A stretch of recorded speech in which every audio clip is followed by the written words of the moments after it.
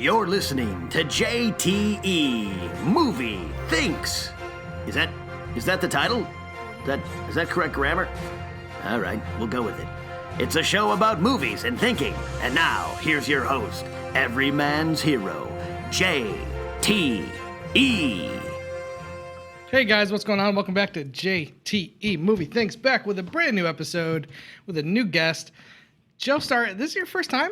I think this is my first time movie thinking audio only with Audio you. only, yes. You did movie think with me. For Cobra Kai. Yeah, for Cobra Kai. I'm shocked I haven't had you on earlier. That's my fault. Also, I haven't done this podcast as regularly. I brought it back this year. I had a good year and a half run where it was like every week. Yeah. That was a lot of work. It's hard to keep things consistent. Like, it's hard to keep things regular. It really is with work and everything. And I brought it back when I launched my Patreon. And at the end of this audio podcast, you will actually get to hear one of my Patreons review like a 2-3 minute quick review of a movie they last watched. Oh, cool. Because the premise of this show is, what is the last movie you, Joe Starr, watched? And again, you work on Honest Trailers, you work here at Screen Junkies. Sometimes we're forced to watch movies. I know, what a horrible job. Oh, we have to watch things we like. No. Sometimes it's bad. Sometimes it can be bad. But I want to know, like, what's the last movie you watched that you decided to watch on your own? Would it be Netflix? Maybe it's a movie you have on your shelf that you pulled off. So, you know what? I see this 100 times, but I want to see 101. Maybe it's something you never heard of and it just came across on Netflix. Every day I almost never do that. Really? I'm so bad at really? that. I would so much rather just keep using the same crappy like pillow that I've been using for a while. I'm like that with everything. It takes me. Wow. I think this job has helped me more than anything to like see new stuff in a timely manner. Oh, okay, that's interesting because Netflix is literally doing everything it can to put out new content. Yeah, like movies I never heard of are just popping up, and I'm like, oh, what? And I'm just like, no, I'm gonna watch Big Trouble in Little China again. Like, yeah, I'm horrible. That's not a bad choice. Horrible at that. Well, we were going to record this yesterday. And we got busy. Time sync being what it is. And if we had, we would have talked about Blockers. Okay. So I just saw Blockers. Good movie. And I really liked it a lot. Oh, a lot. But we did not record yesterday. We're recording today. Yeah. And last night, my wife and I rewatched The Karate Kid. So yes. we're talking Karate Kid. Well, that works perfectly because we reviewed Cobra Kai together. That view did really well for me. I'm going to say it's not about, I don't think it was because of the craze of the show. I think it was because Joe Starr was on the review. I think it's probably more crazy than the show. But interesting. All right, first of all, let's get into the reason why this was something you and your wife decided you wanted to watch last night. Like, if this was a week after Cobra Kai, I could totally understand that. Like, is this something you've been putting off since watching the series again? You know, week after Cobra Kai, we actually watched part 2. Oh, okay. Because, like, I love part 2. I have an irrational love for Karate Kid 2. This is one, I feel like we have a few movies like this where we're like, you want to just watch Jurassic Park? You want to just watch like Labyrinth? And I think, Karate Kid's one. I feel like we watch this at least twice a year, usually for no reason.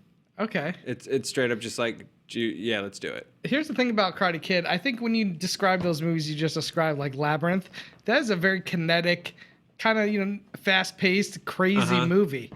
But to me, Karate Kid, well, yeah, it has a montage here and there. It's really a character study about this kid and this old man. Yeah. And people, I think, forget Pat Morita was nominated for a Best Supporting Oscar. Yep. Like, for a scene that the studio wanted to cut.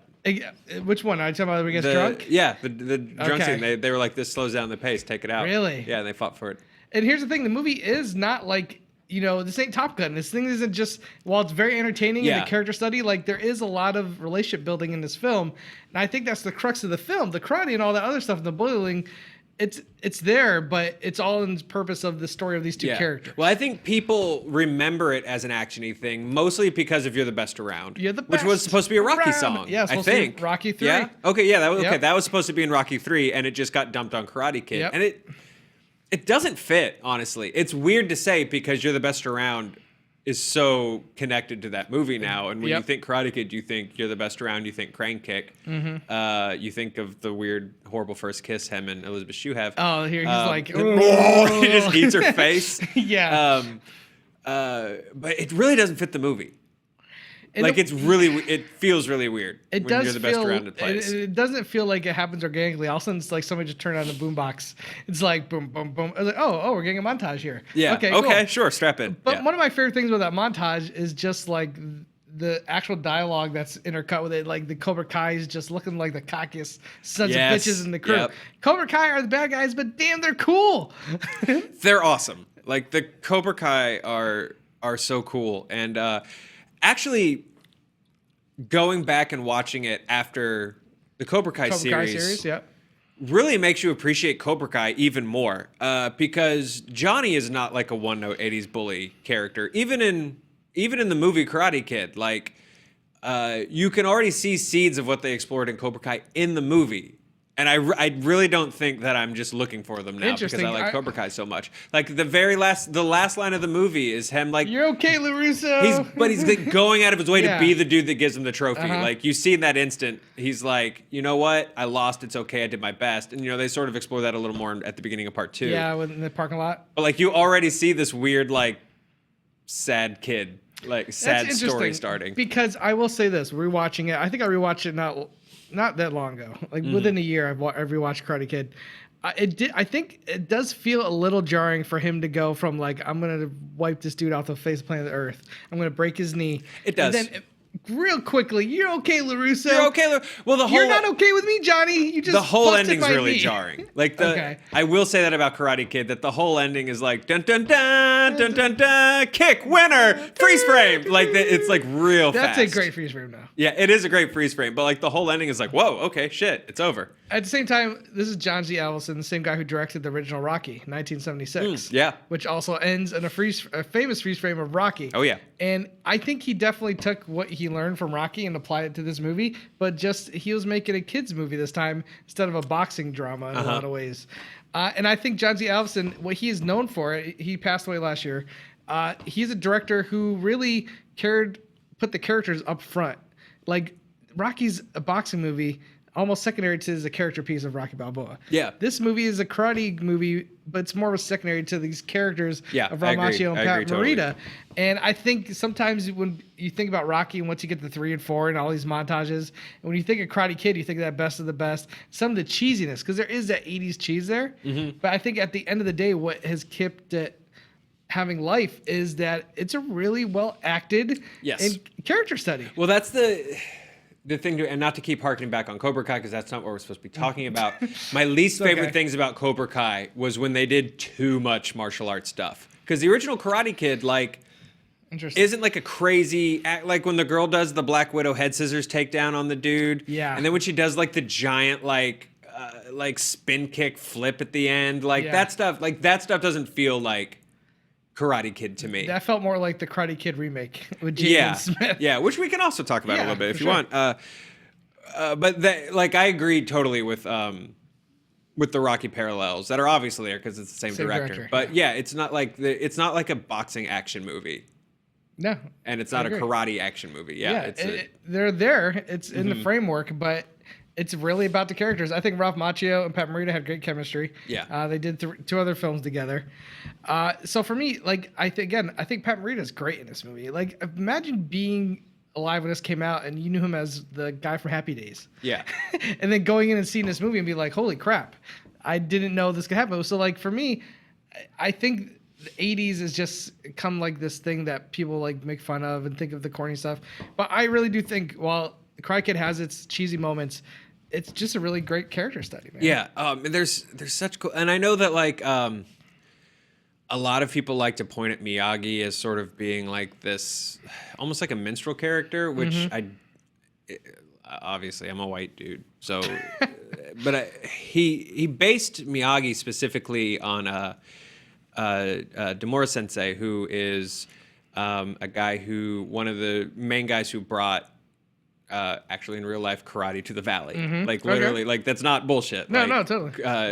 He lives in Santa Ana still today. Oh wow. He was Miyagi's or Pat Morita's stunt double. Oh okay. For the movie, and Pat Morita based Miyagi on Demora Sensei. Oh okay. So when people are like, oh, they made. Like, I think a lot of people think the studio was like, pretend you don't know English, Gotcha. Which I honestly don't think was the case. No, I think Morita came in with a certain angle at the character and made it his own. Yeah. because he based like speech patterns and even like teaching style and stuff after Demora Sensei, which I think is really really cool. And Demora actually stepped in on the skeleton attack. Yes. The Halloween listen, fight. I know Pat Morita when I see him when I don't. There's a couple scenes where I'm like, that's obviously not Pat Morita. Well, that's Demora, and like you can find stories where like the Cobra Kai kids were like, after that take, we did not want to do it again because like Demora just like kicked the crap out of us, like legitimately. That's great. Here's another thing I'll say about Karate Kid. Elizabeth Shue was one of my first crushes. Same. In this movie still is. It still is, yeah. This and I think Cocktail were the two movies where I was like, and Adventures of Babysitting, where I was like, I am in love with this woman. Yep. So it's fun to see her. It's fun going back and watching this and seeing her in her early career. I mean, she went on to do some Oscar-nominated stuff for Leaving Las Vegas. Yeah. But then she's done Hollow Man. And then CSI for a long time. Yeah, CSI. Yep. And then Ralph Macchio. He had a career after this, I think. A little bit, yeah. They never really became like A-list talent, I would say. No. Ralph Macchio did The Outsiders, Francis Ford Coppola film. Yeah. He did My Cousin Vinny. And then that's really about it. He showed up on Entourage a few times. Yeah. Did he play himself on Entourage? Yes, or he am I played making that himself. up? Okay. Yeah, he played himself. So like, I'm curious why these guys didn't go on to do more, but at the same time, this movie, I don't know. It's just it's so much about the characters, and it was of its time that I think the sequels are another thing. You like 2. I like 2 a lot. Okay, now what's your thoughts on 3? I almost never watched 3. Okay. I actually I don't know how much I could actually talk to you about. Like I remember, I think I've seen it 5 times maybe. Okay. Whereas I've seen Karate Kid and Karate Kid 2 like an insane amount of times. Amount. Like I can't tell you how many times. Interesting, because there's things I do like about 3. The freaking bad guy with the ponytail and slicked hair back, who's like the ultimate like but bad guy. Yeah. And we get the return of Kreese. It's like extra silly. Yeah, it is ridiculous. I mean, 2 is ridiculous. Here's why I think 2 gets a bad rap. 2 gets a bad rap entirely because of the drum, the little rattle thing. Oh no! Why? I mean, that's not that. I think people make fun of that because it like doesn't make a lot of. It's like, okay, what does this mean? I don't understand what this means. It's like a rhythm thing. Yeah, it's supposed to like meditate you as you're fighting it. Yeah, I guess I don't know. The thing with part 2 is like the trailer. If you watch the trailer, it's hilarious. The first time was for fun. This time it's for like real. Yeah, it's real. Like, yeah, it's this like, not tournament. This real. Yeah, like Honk. this dude is fighting for his death, and there's like a crowd watching him. It's a little weird. Somebody maybe should step in and be like, kids, they're not gonna let you fight to the death right now. Yeah, that movie is definitely a little more like what white people think Japan was like, where people are going to be like, oh, there's a death match? Oh, well, let's step back. This is Japan, you see. And people death match here. But I love the dude that plays Chosen. I think he's great. He's in a movie that came out not recently, a couple years ago, called Awesome Asian Bad Guys, which is a whole lot of like Asian character actors who you definitely recognize, but you never remember their names, like all doing like a movie together, which is super fun if you haven't seen it. No, I haven't. But yeah, he's super ridiculous in that movie. I like Miyagi's relationship with Sato. And then there's a lot of dumb reasons I really like that movie. Okay. Like Karate Kid 2, they keep wrecking Miyagi's garden. Yeah. But they keep doesn't doing it in progressively worse ways. Like the first time they mess up his garden, they're just kicking it, and then they take rakes to it, and then by like the end of the movie, like they bulldoze it. They bulldoze. That's right. Yeah, it just gets progressively worse, and it kills me. I love it so much. It's kind of like Roadhouse when they just took a monster truck over a guy's parking. Like what? Like car salesman. Yeah, absolutely. Absolutely. I do like that they're exploring Pat Morita's history in this one and why he left. And like I did think that some of that was interesting. And I don't know, anytime there's a bully picking on somebody throughout a whole movie, and that bully eventually gets his comeuppance, I'm into it. It's a trope that I love. That's why I like wrestling. Exactly. That's a good analogy. So like when it comes to the third one, like I do remember pretty well, and that was all about the bonsai tree. They opened like a bonsai tree the store, business. And then they wreck the store. And once again, the guys come in like wrecking the store. Yeah, you're right. Yeah. I'm trying to remember the villain. I think it's Matt Barnes. And he was in Hot Tub Time Machine, right? Who? The villain from 3. Was he? He like played a frat guy in Hot Tub Time Machine. No way. Yeah. But he would have been too old. I think that was the joke. Oh, I missed that one. I'm pretty sure I'm remembering this right. Okay, I'll have to look at it. I have Hot Tub Time Machine on Blu-ray. But Matt Barnes is even mentioned in the Cobra Kai TV show. Yeah. Because he basically was just not there to beat Ralph Macchio's character in the third one, was to punish him. Yeah. Like, he literally was there just to whip this dude's ass. And I will say this. One of my favorite moments in all of the Karate Kid movies, it does come from part 3. When LaRusso is beaten to a pulp at the end, and Matt Barnes is... like, he doesn't want to get up. He's done fighting. Yeah. And Matt Barnes, like, gets on the ground and is like, get up, LaRusso. Get up. You ain't shit. And your teacher ain't shit. I own you. I own you. And as he's just, like a drill sergeant, just going to work on Ralph Macchio, you see him getting angry. And then, like, he looks at Pat Morita. Pat Morita's like, get up. And to me, like, again, a very Rocky-esque moment for the guy who did Rocky. Yeah. Like, it was just... there's things in that third one I do enjoy, and it's a little I need to watch it again. And there's a little bit of the dark side. That movie is Ralph Macchio's character being pulled to the dark side of karate. Yeah, he basically starts teaching with this guy. He like breaks some dude's nose. Yeah, he's like going to that dude's mansion and stuff. Yeah, and he's like teaching him, and he's teaching him like no mercy kind of stuff. He breaks some kid's nose at a party. Yeah, because he like talked to his girl that he was with. Like it's got some cool stuff in it, but at the end of the day, they're squeezing every drop of the towel. Absolutely. Of the sponge of the franchise. Like, I definitely have to watch it again. I've never seen Next Karate Kid, the Hilary Swank one. I think I saw it when it first came out, but I have almost zero memory. Like a monk sends her to Miyagi or something like that. That's all I know. At one point, she's at a monk place and she kills a bug. I remember Monk is like, no. No way. I think more than anyone from 2 or 3, I think it would be cool as shit if Hilary Swank showed up in Cobra Kai. Elizabeth Shue has to show up. Yeah. Right? I'd be much more interested in Swank and Shue showing up than like anyone else from 2 or 3. I mean, I'd be cool. Matt Barnes coming back. The fact that he was mentioned like gave me a little bit of hope. Where's that guy been? So yeah, there's definitely things that you explore. Then there's a lot of movies that like rip off Karate Kid. Mm-hmm. We'll talk about the remake in a minute. Do you remember Sidekicks? Yeah, with Chuck Norris. Yeah, with Chuck Norris. And but he's like imaginary, right? Yeah, and he's the kid's imaginary. Like, no joke. I think I saw that movie in theaters 4 times. That's awesome. It just hit me at an age where like I was a Chuck Norris fan. I liked that kid. I liked the story. That's great. He was getting his ass beat in that movie. Like that took. And then who was the bad guy sensei? The guy from SNL. The guy who used to do sketch with Eddie Murphy. Oh no. Oh, it was Joe. Joey. Something. I'm looking at it. He always just used to do Sinatra. Yeah. That was like Joe DiMaggio. Joe DiMaggio, yes. Yeah, which is so weird. His name is... It had Bo Bridges. They couldn't get the Jeff.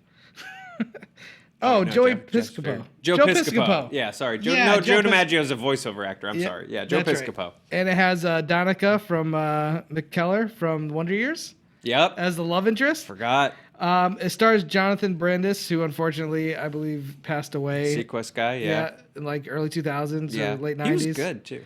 He was good. Again, a movie about kind of took the sidekick formula of Karate Kid with a mentor, except for this time it was imaginary. Yeah. God, I can't remember. Is that movie even available anywhere besides it may VHS? Not be. It honestly might not be. There's a few like that where I'm like, really? That's not? Oh, okay. I remember seeing a movie where he's climbing a rope at gym and he's like, can't do it. And like Chuck Norris is cheering him on. Yes. Okay. Yeah. I remember Chuck Norris appears next to him and is like, just do what I do. Put your leg like this. Yeah. Like teaches him how to do it. And like all the kids are like, who's this kid talking to? Like, and he would have like these imaginary scenes where he's like a ninja. Yeah, he's like a badass. Yeah, he's like a complete badass. Maybe I identified with it because we used to sit in school and it's like full on wish fulfillment. Like that's 100%. why like when I was a kid I loved Three Ninjas because it was like how dope would it be if Victor Wong was your grandpa and like you could just kick grown dudes' asses. Yeah, and he was just training you to fight like drug dealers and stuff. I think that's a thing. Like when you're a kid, like they tapped into this in the 80s and early 90s where a kid becomes like powerful and has the like blank check. Every kid wants to. What would a kid do with all that money? Yeah. Whatever he wanted. I've always wanted to do something, and it's like a project that I'll work on a little bit, and then I'll just hit a wall, and I'll like back burner it, and like once a year I'll pick it back up. But I want to do a movie that takes, like a Three Ninjas premise. Or like an Agent Cody Banks. Okay. Or like, like kids doing things that are inappropriate for kids to do. Like, So my premise would be like when these kids were like 12, their movie would have been like this fun, wacky romp where they're like government, like special forces, but they're kids. Okay, like what age? We're not talking like Baby Geniuses. No, not like Baby Geniuses, but saying, like, like 12 years 11, old? 10. Yeah, Okay. like, you know, like Three Ninjas age. Yeah, okay. But then like revisiting those people as adults and seeing like how much that would fuck you up. Like just If, destroy like their when you lives. were like a Three Ninja and like you just fought drug dealers when you were 12, like Yeah. that would mess you up so much. Like I got in one fight. Oh my god. I got in like one fight in middle school, and I'm pretty sure I'm still screwed up by it. Like, Really? like, Okay. you know, like or Yeah, like yeah. that stuff just little thing. Like looking back and being like, look at how many like little things are still like baggage for you. Mm-hmm. Now imagine if when you were like 12, you had to sneak onto a ship and fight an army of drug dealers to like Yeah. rescue your grandpa. Like a that good- would fuck you up forever. That would mess you up. Like they become mercenaries, maybe. Yeah, or like just a crazy uber like OCD religious person. Like, yeah, I don't know. I think you just have a sequel to Three Ninjas. I think I do. Just I think we three need- grown ninjas. Yeah, three grown ninjas, and it's like all three of them like have different lives. One's maybe a family guy. Yeah. One's a ninja for hire. Yeah. And then one is like a monk or something. Yeah, I don't know. And all three Like- of them, who are totally different now, have to come back together. Yeah. And We used to be best friends when we were ninjing together. Yeah. Yeah, I like that. and they're all totally different. I think we got to write this together. We gotta do this. I like three adult ninjas. What? Yeah. What's Three the- grown ninjas. So the original's just called Three Ninjas. Yeah, Three Ninjas, then Three Ninjas Kick Back, Three Ninjas Knuckle Up, Three Yeah. Ninjas Mountain. high Noon at Mega Mountain? Yeah, with Hulk Hogan? Yeah, with Hulk Hogan. Ugh. Oh yeah, yeah. I kind of want. Yeah, I we gotta kind do of want to that. make this sequel. Yep. Three adult. And someone didn't someone different play one of them every time? Like someone different played I'll be Rocky, I honest. think, in all of them. I think so. We have to have like a different Rocky. I only seen the first one, maybe. I don't Yeah. think I've seen any of those sequels. They're not worth it. I believe you. They're absolutely. Even as a kid, I Uh-huh. was like, eh. But yeah, like a different kid played Rocky in all of them. Wow. And so I think you'd need to get the same Tum Tum and Colt, Okay. but then have a different, new- but like a really well-known actor Really? play Rocky, like Ben Stiller plays Rocky. James McAvoy or Yeah. something. I think that'd I'm be in it. great. So let's talk about the remake, which I don't really like for the most part, even though I do think they did some things right. Yeah. I think Jackie Chan was a great casting choice, and he gets some moments where he really gets to act. It's interesting because like I don't think they should have called it Karate Kid. Yeah, because it's not doing karate. Because It's kung fu. well, yeah, it's kung fu, but then also like they set out to make like a kung fu wushu movie, which is very different than something Like that the guy that 36 made Rocky Chambers would or have made. something. Yeah, Yeah, like that's it's- just a different genre of movie. I totally agree. They're bigger, they're crazier. Those are the movies you're gonna go see, like people just kicking ass and doing crazy things. What did I like about that movie? Jackie Chan's amazing in it. I think he's great. He gives a great performance. Like, Yeah. He actually gets, they gave him moments to be like, hey, act your ass off here. Yeah. And he really delivers, I think, for the most part. Yeah, his fight at the end, like I know a lot of people were like, and then he fights the guy, and it's like, well, yeah, this one's a wushu movie, like Yeah. that's what would happen in this. Senseis. Got to go at it. Those kids were actually scary. Those kids scared to shit. I mean, here's like my those kids were terrifying. Here's my fundamental problem with this movie.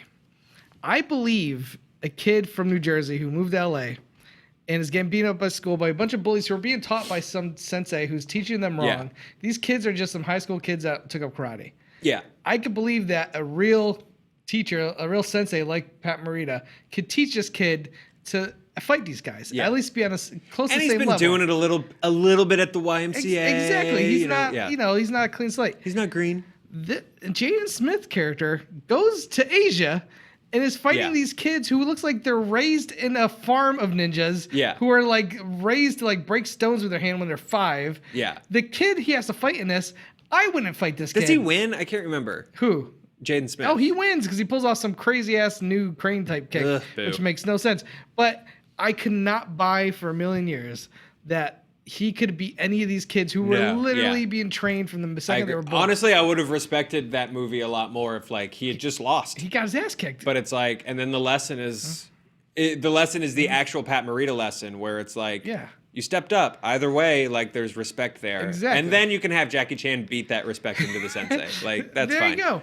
But again, I could believe Ralph Macchio learning some beating some high school kids who are learning karate from like, shopping mall. Yeah. I can't believe Jane Smith going to Asia. A McDojo. And beating kids who basically looks like they've been raised from the day they were born to be super martial artists, kung fu experts. And this kid learned over a summer from Jackie. Jackie Chan? No, I agree with you. It made no sense. Yeah. I don't think they did this. Maybe if you play up the fact that the kid's just cocky as hell and just overconfident and like makes a mistake or something, and like he's not overconfident. He's pulling off moves that I haven't seen from the Raid movies. Like that kid was like, holy shit, how do you expect to beat this guy? Yeah.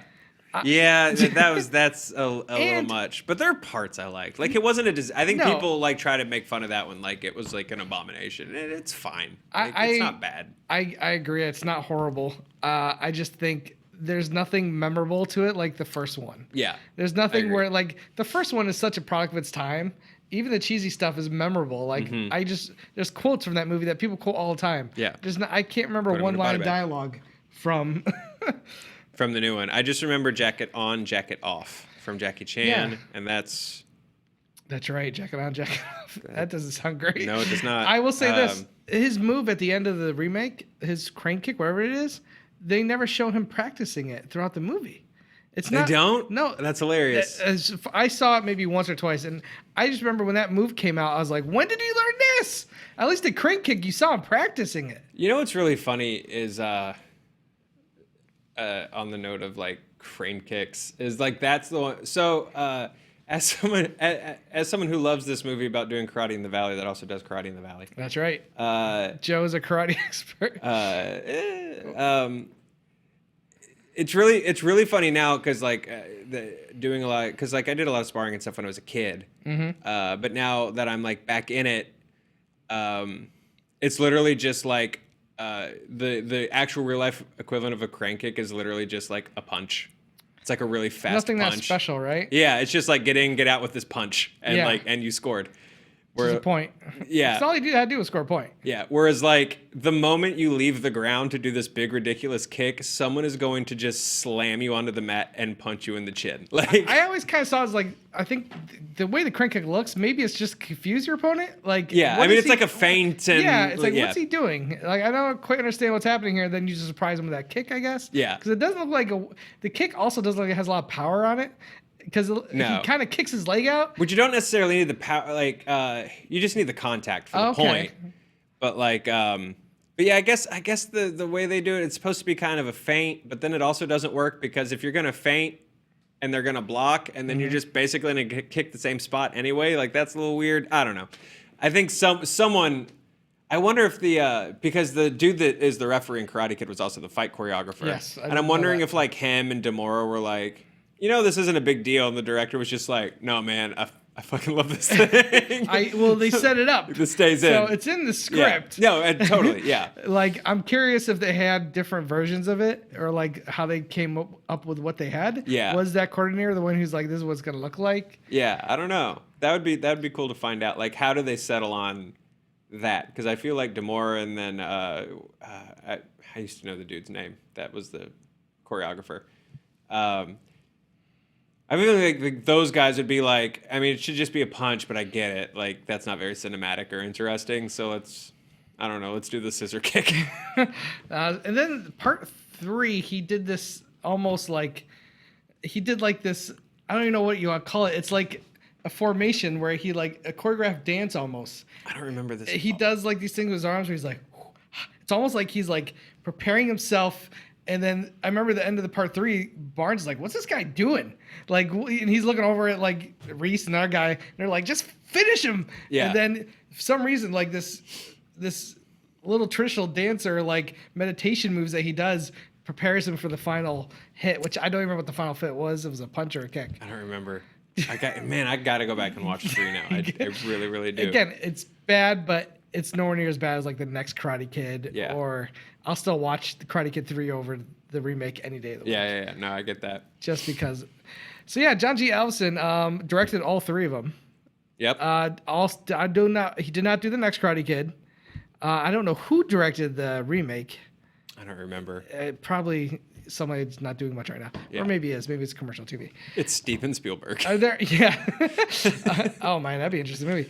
Are there any other karate movies that stick out to you? Like I think of Bloodsport. Obviously, we're getting to like the more adult Van Damme. Yeah, type there's like a lot of movies. like ridiculous things that I really, really like watching. Bloodsport's just Okay, I great. just remembered a great one. Okay. Best of the Best. Best of the Best. Have you is seen Best of the awesome. Best? Yes. Okay. God, all of that stuff is so bonkers. Best of the Best is a movie that I feel like has gotten forgotten by time for the most part because it never made the jump to Blu-ray. It never made. Yeah. It barely made the jump to DVD. Yep. But damn if I didn't watch the hell out of that movie when I was a kid. I watched Best of the You Best got so hard. Chris Penn, not what's his name, Eric Roberts. Mm-hmm. It's about an Olympic team who's going to go fight in like the karate Olympics against South Korea, and James Earl Jones is like the coach, and It's so dumb. yeah, the main guy, I can't remember his name's like something. His nickname is the Dragon. He's been in a bunch of cheesy movies. I can't remember his name. Damn it. He's not the same guy that's an American Ninja. It's a different guy. No, he also did Best of the Best 2. He was like the main star. He was the star of the first one. And like his brother dies in a tournament when he's like 12. Yeah, And basically is like been training to be fighting again and has to fight the guy that kills his brother. It actually is a good karate movie that has good martial arts. Chris Penn trying to do karate is not very good. Yeah. Because he's very overweight and just doesn't like he should be there. Here, I'm going to find his... Oh, his name's Tommy Lee in the movie, but he's played by Philip Ray. It's kind of like all he did, right? Yeah, Was he the Best did. of the He Best did like series? 3 or 4 Best of Best movies. Yeah, which, Like, I mean, props to you, man. hey man, he made that one movie into a franchise. And Best of the Best 2 has a pretty ridiculous underground fighting arena Yep. run by Wayne Newton. I forgot about that. Jesus Christ. That is yeah. worth a revisit. I've seen Bloodsport so many times. Of course. Um, Van Damme at his best. Yeah, Van Damme at his absolute best. Stan Lee did the songs. He also did the songs for Transformers the movie. Not Stan Lee, Stan Bush. Stan Bush, yeah. Yeah, Stan Lee. What if Stan Lee did do songs? That would be amazing. I think we're due for a new karate movie. When is the I mean, last Cobra time? Kai was it, man. I guess Cobra Kai is. That's a good series. There was some cool, legit stuff in it that I really liked. I'm trying to think of any other karate movies. Miguel's great. Like, I want a movie where there's a karate tournament or like karate is the main focus. Yeah. I think, Bloodsport obviously is underground fighting. The Karate Kid movies have it. The next Karate Kid had it. But like, why not do something like Best of the Best, but more traditional? And like, remember Warrior a few years ago by Gavin Hood? Yeah. I thought that was a great movie. Man. Yeah. Oh, Gavin O'Connor. Sorry. I really enjoyed that movie. Tom Hardy and Joel Edgerton. Like, I just love a tournament movie where guys have to beat each other up. I would totally watch like a realistic tournament movie because like realistically your brackets are like really little kids, teenagers, and then 18 to 40. Okay. Yeah. Like that's what some of them can be. Yeah. So like so it's like my like I'm just doing this for funsies and so that like I don't hate myself when I take off my shirt ass like just like Yeah. getting the shit beat out of me by like a 23-year-old who's like also does the Olympics. Oh You know, my like God. that's what it like really looks like. It's like just doing your training montage and you're like, okay, Yeah. I'm ready to go. And then like a 20-year-old child just takes your head off immediately. I took a keto for a year, like 10, maybe 15 years ago. And a friend of mine's father owned the place, and he's like, well, first month's free. And then it was really cheap after that. Yeah. And then I went there. They gave me a gi and all that fancy shit. This dude tossed me around like a rag doll for an hour. It was like, I felt like the best way to teach you is to do the moves to you. So I would go there, and Aikito's all about grabbing Yeah. and throwing people to the ground, Yeah. getting him in. There's some weird comfort zone shit with that too. And he was just like, I felt like I was just going to get my ass beat every week. That sucks. And I did. I That's mean, no fun. it was cool though. I still actually know a couple moves, like as far as Aikido goes, but they're not punch or kicks. It's literally all about grabbing and using your weight and the opponent's weight against you to like take Yeah. somebody down. And me, I want to do like splits and roundhouse kicks like Van Damme. Yeah. I'm You're not like, I gonna want to break yeah. a board, please. Yeah, I want to do all that stuff. But Aikido, I think it's really good for self-defense. Whereas like karate, I think it's more about, it is self-defense, Mm-hmm. but there's kicks and punches involved. Aikido is all about grappling. It's like judo in a lot of ways. It's a form of judo. It's really like because we do like in Jin and Ryu, we like incorporate little bits of that stuff. What's the name of the martial art? It's just karate, but specifically. Karate, okay. So we'll do like, okay, this grab sort of comes from Aikido, and then we modify it. But you're like, when you actually like see someone like do it right, or as you're learning to, it's really weird because like you don't do anything. Yeah. Like someone like punches you or something, and like if they notice you're doing anything, you're doing. It's really weird. It's really weird. Especially when you've just been taught to like punch and kick really hard. It's like really. Well, some of the weird moves to learn. he would show us in Aikido would be like 10 plus moves, and we would do it really slow, and then the teacher would demonstrate it fast. And it's like you have to learn every step of the move. Yeah, otherwise it's not going to work. And repetition to the point where it's a reflex. And so when someone grabs your arm, you're just like, next thing they know, do the thing. The next thing they know, they're on the ground like, whoa, what the F just happened? Yeah. I never got to that point. Right. Yeah. I learned how to take down people with like some arm moves, but it boggled my mind to think that this guy could just probably take on the whole the whole class decided to attack my teacher at once. We wouldn't have had a chance. Yeah. I don't know if that's ever happened, but I'd love to see that. I would watch that too. Or I do really, I want to have that moment where like someone, like an outsider walks into your class. Challenges the teacher? Yeah, and challenges. Because I like that idea like here. You form a circle? Like at your karate class with just like me and like a couple other people who are just kind of doing this for their exercise, you know, but like a really serious beef happens. Yeah. And you're like, what? Well, there's stories of Seagal would go to visit Japan in his younger days and like challenge teachers. I love every weird story of Steven Seagal's. Yeah. He's amazing. So listen, as a martial arts expert, maybe the greatest in the valley. Yeah, easily. What do you feel like if a situation happened, like you could protect yourself or maybe disarm somebody? I don't know, man. Like say you're an ATM machine. Someone comes up behind you, is like gives you a little tap. Like he doesn't have a gun, he has a pocket knife. He's like, just give me whatever you have in your account.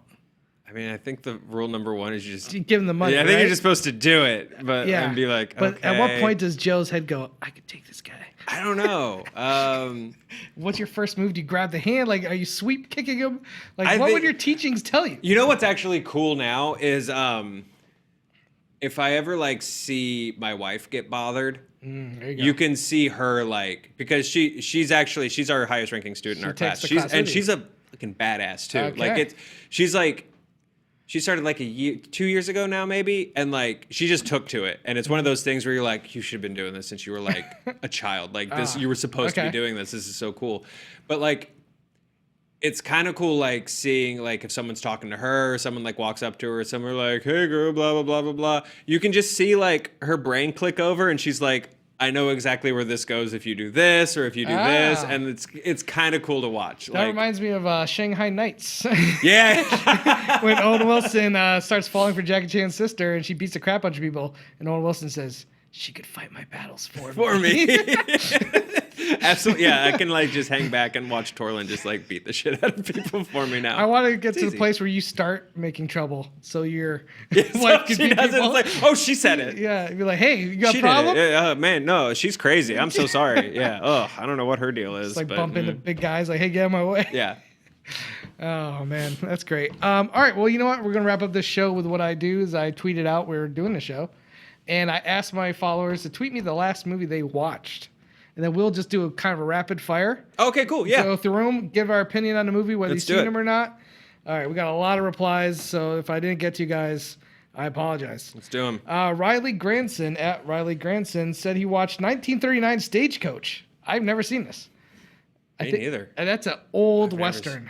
Yeah, 1939? that's, when did they start making movies? I thought 39, that's like towards the beginning. That's an old ass. That's like the very beginning of the Western boom. Yeah. I think okay, I don't know. Yeah, I've never seen Stagecoach. What year did films start? Jeez, Riley. Like 24? I bet it was the first trailer after the train coming towards the audience. Yep. Did you enjoy this train coming towards the audience? Then you'll love Stagecoach. That comes out next year. All right. Let's see. Magic Able Hero, Mick. He saw Ant-Man and the Wasp at home. something called Torque, which I'm guessing is like an illegal streaming. Torque. No, Torque's like Fast and the Furious, but bikes, I think. Oh, I see what you said. At home, Torque. In theaters, Ant-Man and the Wasp. I haven't seen Ant-Man yet. Okay, I haven't seen it. Fun sequel. Torque. I'm excited was about it. riding the Fast and Furious coattails and was bad. Yes, it was. I bad. really wanted it to just be like shitty and fun. It was not. Yeah, no, I agree with you. I'm trying to think. Yeah, anyway, I'm sorry. I was reading this. Torque is horrible. Yeah. Florence Fishburne's in it. I don't know why. Coco on Netflix. About to see. Sorry to bother you. This is Danny at DN Alien Prime. Hey, dude. Cool name. Did you see Coco? I loved Coco. I thought it was really, really pretty. Cried my eyes out. Yeah. People ask for the honest trailer for it a lot. And like, really? Wow, have you not done Coco yet? And I'm like, what do you want to say about Coco? Like, yeah. The trailers that are the hardest to do are the ones where we're like, it's good, man. It's like a really good movie. Now let's stretch for 4 minutes, I guess. It's really good. The designs are beautiful. The animation's great. I like the music's really good. I could have even done with a couple more songs, honestly. Yeah, I thought the music was great in it. I almost kind of wanted more. Yeah. Yeah, it was almost like, oh, I'm ready for it. Usually I don't say that. Usually I'll be like, I'm ready for another musical number. Yeah. But I was like, dude, I was ready for another musical number. I was totally down for more songs in Coco. Here's one I have not seen. Chema at Chema ZA. Chamara ZA. All right. Your Name, which I know you're a big anime fan. Yeah, Have Your you Name's seen great. Your Name's so good. Is this the one J.J. Abrams plans on doing? Yeah. A remake of? Yeah, which, I don't know, like just re-release this. They Even got a limited release out here, I believe. Yeah, I just do it wide. It's so good. Even the English dub is actually really good. Okay. It's so good. It's basically like a fun like romantic comedy body swap. Okay, yeah, I've heard the premise. That like takes a turn and but it's like a boy and a girl. It's like a boy and a girl. Yeah, and they're switching. They slowly realize they're switching bodies, Mm-hmm. and it's just really fun. And that's really all I kind of want to say about it without spoiling it. All right, I'm gonna go off script here a little bit. It's really worth watching, though. This is not mentioned, but we're talking about body switching movies. Do you remember Brother Bear? Yeah, fuck, I remember Brother Bear. That one pissed me off. This guy was a human, and he decided to stay and be a bear. I'm sorry. Once you lived your life as a human being, you should want to just be. Why do you not want to go back to be a human being? No one wants to stay a bear. That life is horrible. Does that make sense to you? Yes. I mean, I get it. He wanted to just like that you have so much beef with Brother Bear. It's just ridiculous to me. I'm watching the movie. I was like, you're rooting for this guy to turn to be human again. No one wants to be turned into another animal and stay that way. And then at the end of the movie, he's like, no, I'm going to stay as a bear so I can chill with this cub. Come on, man. You could be human and take care of that cub. Still take care of the cub. Yeah. Yeah, that's fair. I'm too much of I'm a human. I love being a human. I get it, man. I would never want to be any animal. I appreciate that hot take. Yeah, and plus humans live, I think, a lot longer than bears. Yeah, that is also true. You're cutting your life What in are you half. doing, buddy? And then you're human. You're still attracted to females. Yeah. Then what? All of a sudden you're attracted to female bears? Hell no. Screw that movie. It's bullcrap. Trevor at Trevosaurus. Good Twitter name. A Better Tomorrow. Early John Woo, Chow Yun-fat. I've never the seen A Better film Tomorrow. that made John Woo famous. Okay, I've never seen it. Okay, this is the movie that made Chow Yun-fat famous. This was like the big bang of Asian cinema. John Woo had made a couple smaller martial art films, and this movie was a film he did with Chow Yun-fat about two brothers who are on different sides of the law. Mm-hmm. Chow Yun-fat plays like a hitman, and it's the movie that gave John Woo's career, gave birth to the triad kind of like genre in Hong Kong. That's a big omission in stuff I've watched. Yes. I gotta see that. A lot of people, I think, know Better Tomorrow 2 more because there's an epic scene at the end of the movie where there's this huge John Woo-esque gunfight. Mm-hmm. And Tarantino even said, like, they all show up at the end of the movie in suits. And that's what he took from Reservoir Dogs. Yeah. And Reservoir Dogs is also highly influenced by the film called City on Fire starring Chow Yun-fat. No City on Fire. Yeah. I've never seen Better Tomorrow. I need to watch that. Better Tomorrow's really good. It's, again, John Woo's and Chow Yun-fat's introduction to the cinema, and it still holds up really well. They actually remade it about 3 or 4 years ago with a new cast. John Woo produced it, but he didn't direct it. But nothing will ever beat the original. I love Better Tomorrow. Great movie, Trevor. All right, let's do like one more and we'll get out of here. Let's see. I got a couple. Somebody just saw Skyscraper. It was okay. I did a review with Dan Morrill. Check that out. Selma. Joe Wiggins at Cardboard Tea saw Selma, a film from Ava DuVernay. I can't say her name.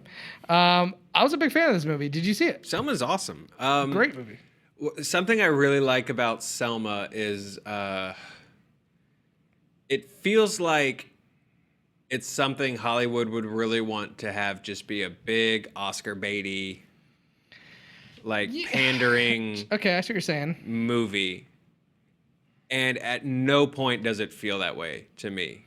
No, it's made with a lot of heart. Yeah. And it's interesting about the thing I found really interesting about the movie is she couldn't use the actual speeches from MLK because I think Spielberg, weirdly enough, kind of owns some of the rights to that because I think he's been wanting to make an MLK movie for a long time.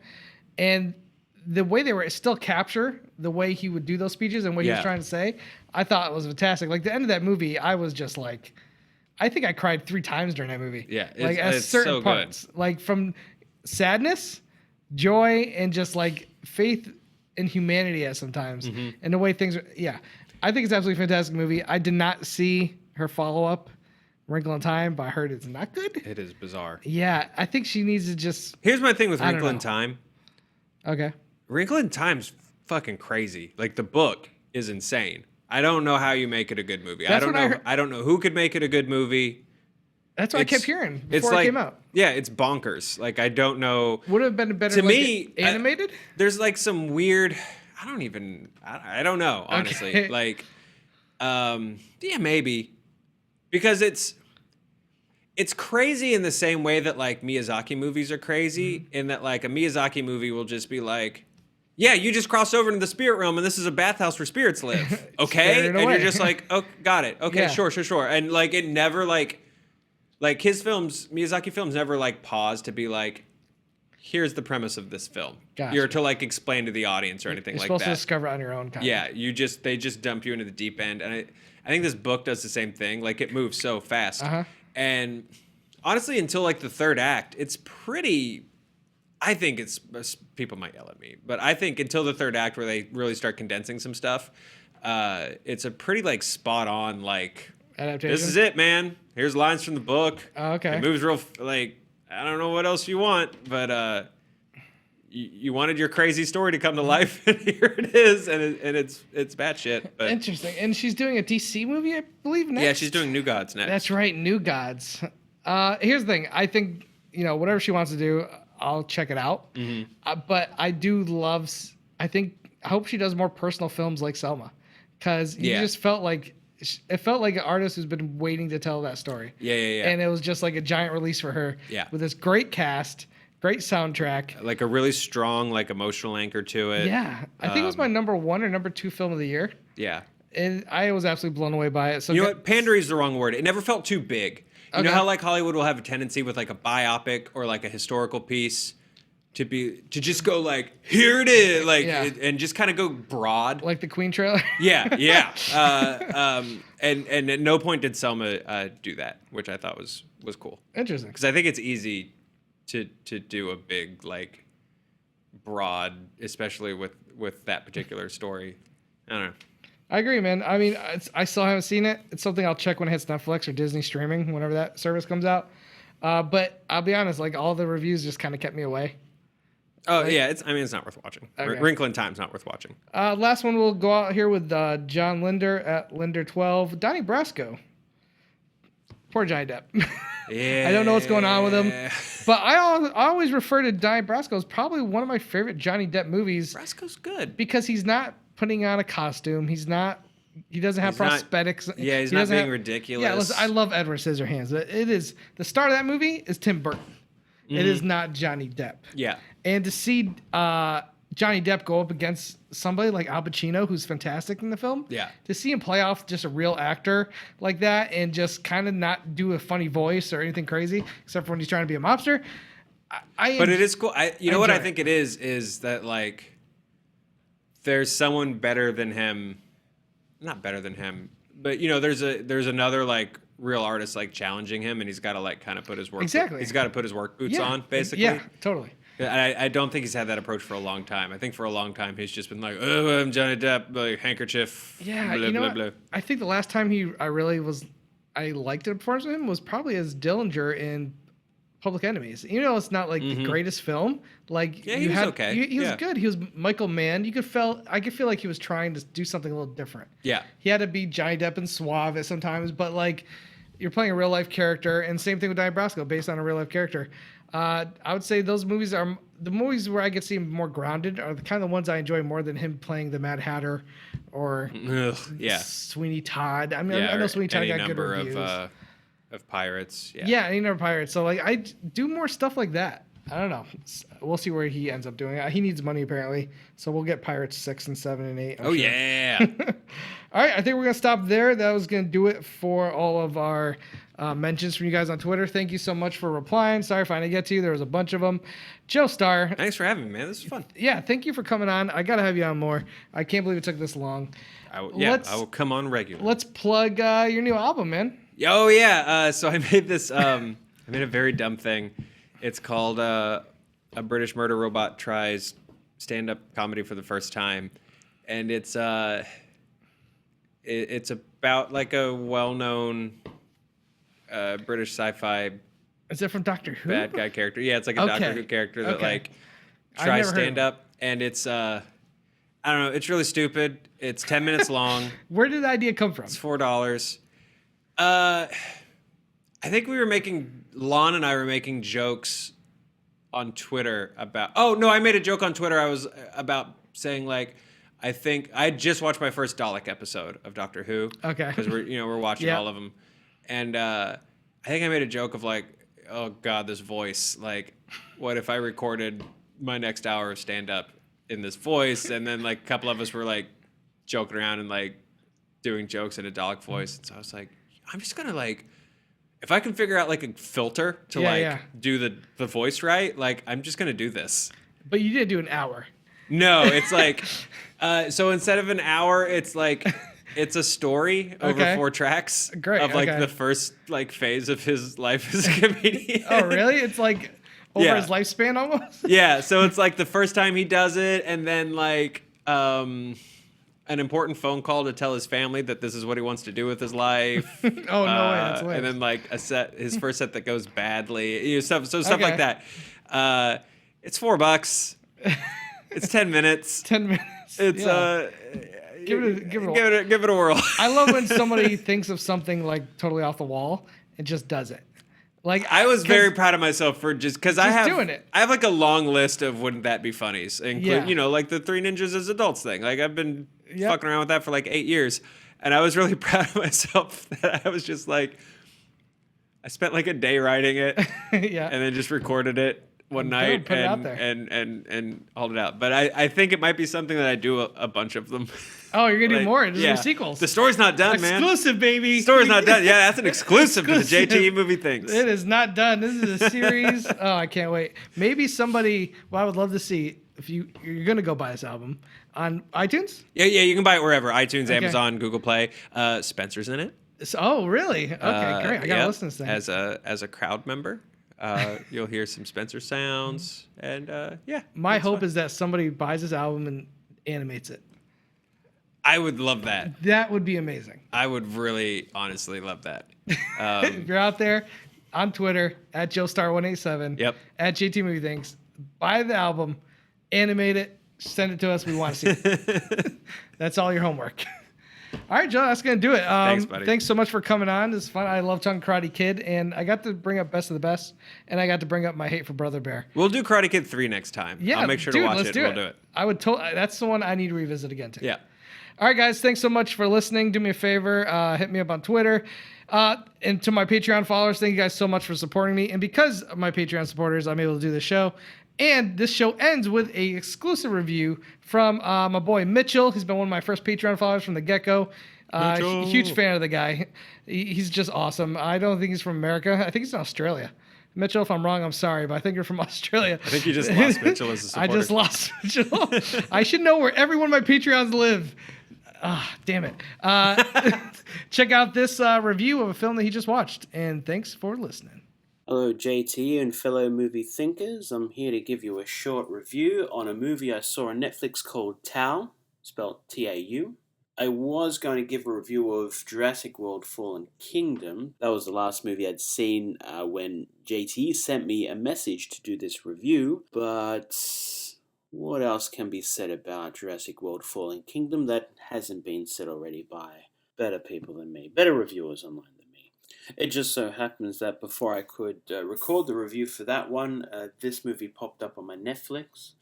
The first 15 minutes of the trailer before I stopped it looked interesting. And I read the description, the synopsis on Netflix, and that was enough to really hook me in to want to check out the movie. The movie is about, as the synopsis suggests, it's a street-smart woman who's kidnapped by this evil genius, and he's puts it through tests to try and improve his robotic AI, artificial intelligence. And it's about her trying to escape his high-tech house, escape a high-tech prison, as it were. The first 20 minutes of this movie are insane. It sets you up the first 2 minutes that you introduce to this character, this woman. You get little vignettes of her life to find out kind of what she's about, and then she's kidnapped, and you're thrust into this really crazy world. Don't know what's happening. It's insane, and then after that, it kind of settles down. The pace slows down a bit. You kind of find out what it's about. One thing I could say that is perfect about this movie is the visuals. It looks beautiful. It's colorful. It's vibrant. If you take a screenshot of any moment of this film, you could hang it on a wall in an art museum. It's edited well, it's directed well, it's just very tightly paced, it's a very taut thriller. It deals with a lot of interesting science fiction concept that I like the emergence of AI and the singularity. And a lot of those aspects of this movie is what I really enjoy. I mean, there's some nice performances. It's got actress Maika Monroe, who she's been in movies like It Follows and The Guest. She's been in Independence Day Resurgence as well. She's been around. She's an up-and-comer. There's Ed Skrein, who we all know as the old Dario Naharis from Game of Thrones. He's the new transporter. He was Ajax in Deadpool. Their performances, I wouldn't call them Oscar-worthy, but they service the material well. And this, the script itself, the story is, it's okay. This is not the best, but it's kind of treading old material, but this movie's kind of doing it in its own unique way, more so with the visuals and the direction. It does bring up a lot of interesting themes regarding toxic masculinity, which I find is very important to sort of put a microscope over these things these days. It's all about the paradigm shift of the relationships of men and women in the world we live in. There's some interesting concepts in there and ideas and themes that it's exploring. Maybe not as well developed as it should be. And it's just over 90 minutes, so a lot of these things they're trying to cram into a short space of time, but they're there, which is important, that these things need to be looked at. But yeah, no, this movie has some good action, some unexpected funny moments, and sort of a very sort of uncomfortable situation. There's some terrifying moments, and it's okay. It's not so bad. It's kind of a surprise thing that popped up that I watched, and I'm like, yeah, okay, that's not so bad. I like sci-fi stuff, so this kind of satisfied that thirst in me that I like for a decent sci-fi film. I'd give it 3 out of 5. I'd give it 5 out of 5 for the visual look. It kind of looks like The Cube and Suspiria sort of were all mushed together or had a baby. Definitely, if you're interested in sci-fi and you want to see a tight little sort of thriller about that, definitely check out Tao on Netflix. But yeah, that's the last movie I saw. Thanks for letting me share my opinion here today, JT, and I hope you all have a great day.